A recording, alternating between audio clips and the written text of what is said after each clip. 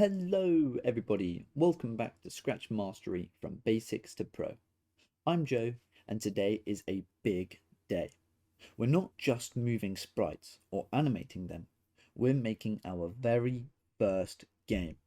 That's right, by the end of this episode you will have built a fun clicker game with a working score system. Are you ready? Let's get started. So what is a clicker game? Well, a clicker game is a simple but fun type of game where you click on an object to earn points. The more you click, the higher your score.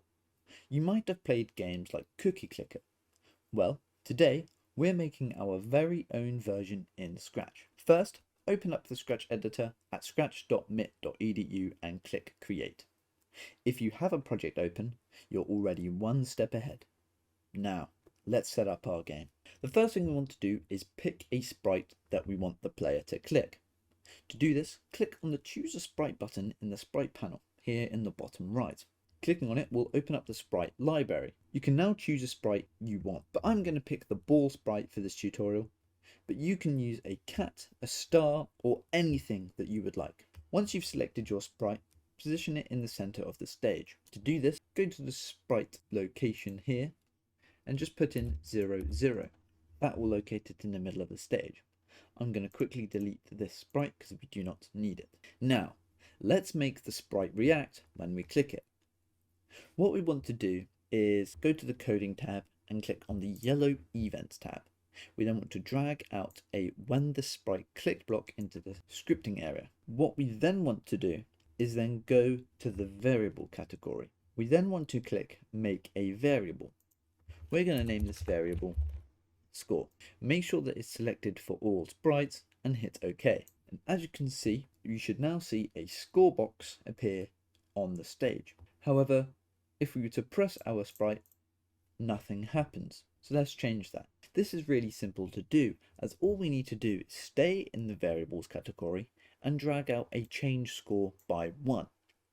If you were to have an extra variable here, we're calling it variable 1 for example, all you need to do is select this drop down and it will give you a list of all the variables you have in your project.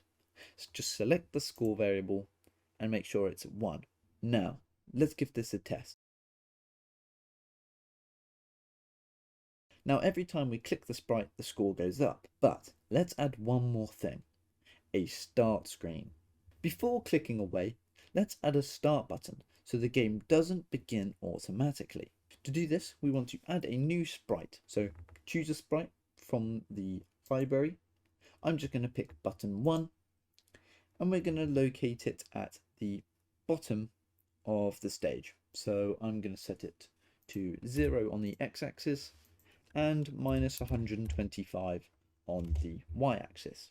Now we're going to go to the yellow events tab and grab a when green flag clicked block, put it in the scripting area, and we're going to grab a looks and we're going to grab a show. We're then going to head back to the variables tab and grab a set score to 0.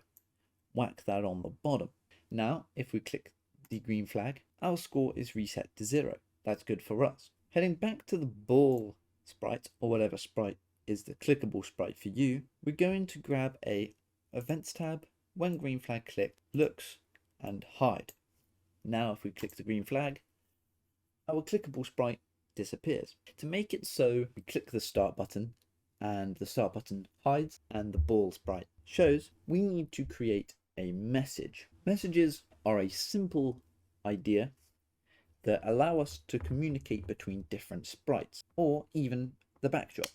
To do this, we're going to head back over to our button sprite and click on it, and we're going to head over to events tab. We're then going to grab a when the sprite clicked and broadcast message 1 block. We're then going to go click on this drop down and click on new message, and we're going to call it start game. Click OK and head over to the looks tab. We're then going to grab a hide block and whack that in between those two blocks. So it will look like this. We're then going to head back to our ball sprite and go back to the events category and grab a when I receive start game block. We're then going to go to the looks category and grab a show block, and let's give this a go. when I click the green flag and I click the start button, our start button disappears, but our ball sprite appears, and we can click on it like so. And that is amazing, because now the game only starts when we click the button. This makes it feel like a real game. And there you have it, everyone, your very first game. Today we have learned how to make a clickable sprite, track a score, and add a start screen. In the next episode, we're going to go even further with character movement and controls. So don't forget to hit that like button, subscribe, and share your games in the comments. I can't wait to see what you create. Until next time, keep scratching and keep creative.